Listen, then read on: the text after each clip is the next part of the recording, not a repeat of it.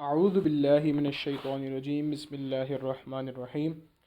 قدور شریف کتاب الطہارت میں ہمارا سبق چل رہا تھا اور ہم نے کنویں کے مسائل پڑھے تھے۔ اب آگے جھوٹے پانی کے مسائل پڑھیں گے انشاءاللہ۔ اور صاحب قدور رحمۃ اللہ علیہ فرماتے ہیں وَسُؤْرُ الْآدْمِيِّ وَمَا يُؤْكَلُ لَحْمُهُ طَاهِرٌ، کہ آدمی یعنی انسان کا جھوٹا اور اس کا جھوٹا جس کا گوشت کھایا جاتا ہے، یعنی جو حلال جانور ہیں جن کا گوشت کھایا جاتا ہے ان کا جھوٹا کیا ہے؟ طاہر، پاک ہے۔ آگے آپ فرماتے ہیں وَسُورُ الْكَلْبِ وَالْخِنْزِيرِ وَسِبَاعِ الْبَهَائِمِ نَجِسٌ۔ آپ فرماتے ہیں کہ کتے کا جو جھوٹا ہے، اسی طرح خنزیر کا جھوٹا، اور اسی طرح جو درندے جانور ہیں سباع البہائم، ان جانوروں کو کہتے ہیں جو چیڑ پھاڑ کرنے والے درندے، جیسے شیر، چیتا وغیرہ وغیرہ، ان کا اگر جھوٹا پانی ہو تو یہ کیا ہے؟ نجس ہے۔ ٹھیک ہے۔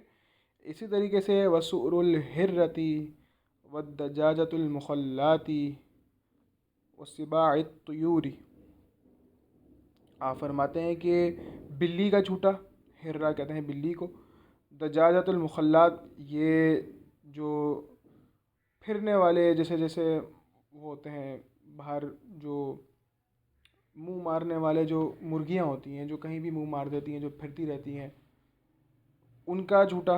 اسی طریقے سے سباع الطیور، اس کا مطلب ہوتا ہے شکاری پرندے۔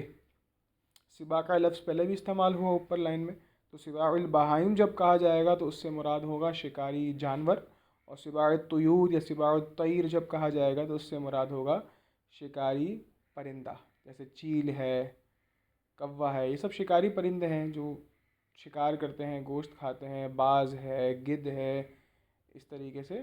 تو ان کا جو جھوٹا ہوگا وہ کیا ہوگا؟ وما یسکن فی البیوت مثل الحیۃ والفأرۃ، اور وہ جو گھر میں رہتے ہیں، جیسے کہ الحیۃ والفأرۃ، حیہ کہتے ہیں سانپ کو، فأرۃ کہتے ہیں چوہے کو۔ چوہے کا لفظ پہلے بھی ذکر ہوا تھا کنویں کے مسائل میں۔ تو ان کا جو جھوٹا ہوگا وہ مکروہ ہے۔ ٹھیک ہے۔ تو مکروہ کا حکم یہ ہوتا ہے کہ اس صورت میں صرف اس کو استعمال کیا جا سکتا ہے کہ جب ہمارے پاس دوسرا پانی نہ ہو اور ہمیں بہت شدید ضرورت ہو۔ بلی کے جھوٹے کے بارے میں بھی جو ہے حدیث پاک ہمیں ملتی ہے، تو وہ اسی صورت میں بھی ہم استعمال کر سکتے ہیں جب ہمارے پاس دوسرا پانی نہیں ہے پینے کے لیے، تو اس کو پینے کے لیے استعمال کر سکتے ہیں۔ اچھا، یہ مکروہ ہے۔ اگر کوئی شخص جو ہے وہ نظافت کی وجہ سے نہیں پیتا تو اس پہ کوئی وہ نہیں ہے۔ ٹھیک ہے۔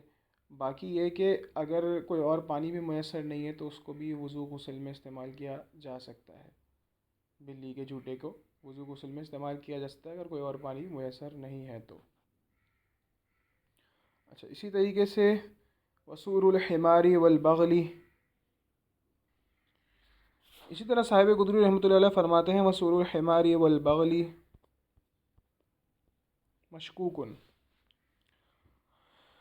آپ فرماتے ہیں کہ جو گدھا ہے اور اس طریقے سے خچر ہے، ان کا جو جھوٹا ہے، جھوٹا پانی ہے، یہ مشکوک ہے۔ مشکوک اب یہ ایک الگ کیٹیگری آتی ہے، اس کا میں ذکر کرتا ہوں۔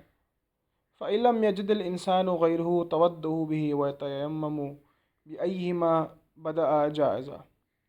آپ نے دیکھیں اس کا مسئلہ بھی سمجھایا مائع مشکوک کا۔ مائع مشکوک کسے کہتے ہیں؟ آپ فرماتے ہیں کہ اگر انسان کو کوئی اور پانی نہ ملے جس سے وہ وضو اور تیمم کرنا چاہتا ہو، تو وضو کرنا چاہتا ہو تو پھر کیا کرے کہ اس سے وضو کرے اسی پانی سے، اور پھر تیمم بھی کرے۔ ٹھیک ہے۔ اور شروع میں یعنی پہلے تیمم کر لیا پھر وضو کر لیا تو یہ بھی کرنا ایسا جائز ہے۔ دیکھیں آپ فرماتے ہیں ایہما بدأ جائزہ، کہ جس کو بھی شروع کیا، یعنی پہلے وضو کو شروع کیا یا تیمم کو شروع کیا، ایسا کرنا یہ جائز ہے صاحب قدوری رحمۃ اللہ علیہ کے نزدیک۔ اچھا، فقہ حنفی میں ایک بڑا ہی یہ مشہور مسئلہ ہے مائع مشکوک کا، اور جب درس نظامی کے طلباء کو پڑھایا جاتا ہے تو کئی کتابوں میں اس کا، اصول فقہ کی کتابوں میں بھی اور فقہ کی کتابوں میں بھی اس کا ذکر ہوتا ہے مائع مشکوک کا، اور اس کو استحسان کے ٹاپک کے اندر پڑھایا جاتا ہے۔ میں صرف یہ ورڈ اس لیے ذکر کر رہا ہوں یہاں پہ کہ ہو سکتا ہے کہ آپ سوشل میڈیا کا دور ہے، کہیں سے اگر آپ کو یہ سننے کو ملے کہ فلاں فلاں مسئلہ یوں یوں نہیں ایسے ایسے ہے، تو پھر ہو سکتا ہے کہ وہ کسی اور حنفی مسلک کا وہ مسئلہ ذکر نہ کر رہے ہوں بلکہ کسی اور امام کا وہ مسئلہ ذکر کر رہے ہوں۔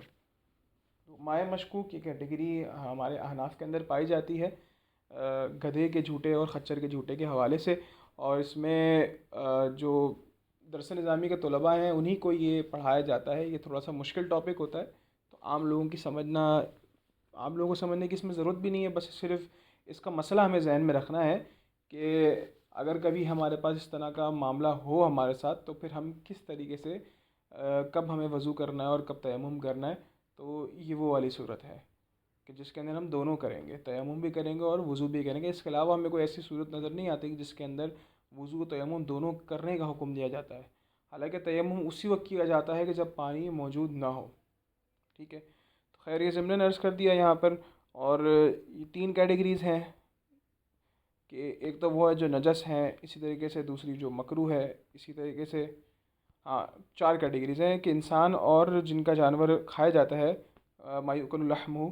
تو پہلی کیٹیگری طاہر ہو گئی، یعنی پہلا بالکل انسان کا جو جھوٹا پانی ہے وہ بالکل پاک ہے، اس سے وضو غسل کیا جا سکتا ہے۔ اسی طریقے سے دوسری کیٹیگری نجس ہے، ناپاک ہے بالکل۔ تیسری کیٹیگری مکروہ ہے، مکروہ کا میں نے آپ کو حکم عرض کر دیا کہ وضو غسل میں تو استعمال کر سکتے ہیں، پینے کے لیے صرف حاجت کے اندر، یعنی جب کوئی اور پانی موجود نہ ہو۔ اور جو مشکوک پانی ہے اس کے لیے کیا کریں گے، وضو غسل میں اس وقت اس کو استعمال کریں گے، وضو غسل میں استعمال بھی کریں گے اور ساتھ میں پھر تیمم بھی کریں گے، ٹھیک ہے۔ تو یہ مسئلہ تھا، یہ چھوٹا سا ہمارا باب جو ہے وہ اینڈ ہو گیا ہے۔ اب آگے چونکہ تیمم کا ذکر ہو گیا ہے تو میں تیمم کا باب بھی شروع کروا رہا ہوں کہ آپ رحمۃ اللہ علیہ نے بڑے ہی اچھے انداز میں تیمم کا ذکر کیا ہے۔ تیمم جب ہم پڑھتے ہیں تو اس میں کئی جو ہے وہ چیزیں ڈیپتھ کی ہوتی ہیں، ان کو سمجھنا بہت زیادہ ضروری ہوتا ہے، اور ہمارے معاشرے میں بدقسمتی سے تیمم کرنے کے حوالے سے ایک بہت مسکنسیپشنز بھی ہیں، اور لوگ پانی نہ ہونے کی وجہ سے کئی دفعہ جو ہے وہ نماز چھوڑ دیتے ہیں۔ تو ہمیں ایسا نہیں کرنا چاہیے، جبکہ شریعت مطہرہ نے ہمیں ایک رخصت دی ہے پانی کی عدم موجودگی کے باعث ہم تیمم کی طرف جا سکتے ہیں، تیمم کر سکتے ہیں، تو پھر ہمیں اس چیز پر عمل کر کے اپنی نمازوں کو بچانا ہے۔ اور پہلے کے لوگ اتنے محتاط ہوتے تھے کہ جب وہ سفر کرتے تھے انہیں پتہ ہوتا تھا کہ یہ مسئلہ زیادہ تر سفر میں پیش آتا ہے کہ سفر میں اکثر پانی کی قلت ہوتی ہے، آپ کو بعض دفعہ پانی نہیں مل پاتا۔ یہاں پر آپ آج کے دور کے سفر کو جج نہ کریں، کیونکہ آج کے دور میں تو آپ کو بآسانی پانی مل سکتا ہے سفر میں، لیکن پہلے کے دور کو ذرا تھوڑا امیجن کریں کہ کس طریقے سے لوگ سفر کیا کرتے تھے قافلوں کی صورت کے اندر۔ لمیٹڈ پانی ہے، آپ اپنے جو جانور ہے اس پر لمیٹڈ پانی رکھ کے جا سکتے ہیں، پھر راستے میں آپ کو پانی کی سورس ملی نہیں ملی، اور اگر مل بھی رہی ہے تو وہ پینے کے قابل ہے یا نہیں ہے۔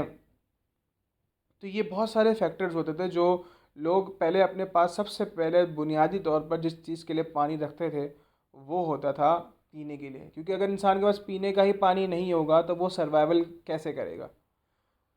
تو پھر اور لمیٹڈ کوانٹٹی میں بھی آپ پانی رکھ سکتے ہو۔ اور لوگ یہ بھی اس طرح ہوتا تھا پہلے کے دور کے اندر کہ جو قافلے جایا کرتے تھے تو ان میں ایک شخص ہوتا تھا جس کو واٹر سورس کا معلوم ہوتا تھا۔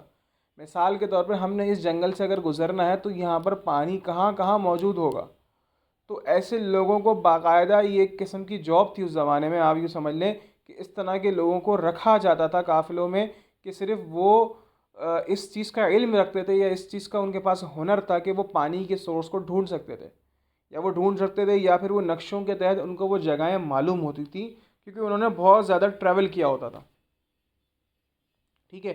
تو کہنے کا مقصد یہ ہے کہ یہ وہ دور تھا، انہیں اس کو امیجن کرنا ہے۔ اور اگر ایون آج کے دور کے اندر بھی اگر ہم کسی ایسے ریموٹ ایریا میں چلے جاتے ہیں جہاں پانی کا یہ مسئلہ ہے ہمارے پاس، تو شریعت مطہرہ نے ہر دور کے لیے ہمیں رہنمائی فراہم کی ہے اور ہمیں وہ اصول بتا دیے جن کے تحت ہم اپنے مسائل کا حل کر سکتے ہیں، یعنی پانی کی عدم موجودگی کے وقت تیمم کرنا ہے۔ اصول یاد رکھیں، تیمم اسی وقت کیا جاتا ہے جب پانی یا تو آپ کے پاس موجود نہیں ہے، یا اگر پانی موجود ہے تو اس کو استعمال کرنے پر قدرت نہیں ہے۔ میں چند آپ کے سامنے یہ مسائل ذکر کر دیتا ہوں، انشاءاللہ پھر ہم نیکسٹ ویڈیو کے اندر اس کی عبارت بھی جو ہے وہ عربی جو عبارت متن ہے وہ بھی ہم دیکھ لیں گے، لیکن میں یہاں پہ صرف تمہیداً ایک آپ کے سامنے چند چیزیں تیمم سے ریلیٹڈ ذکر کر دیتا ہوں۔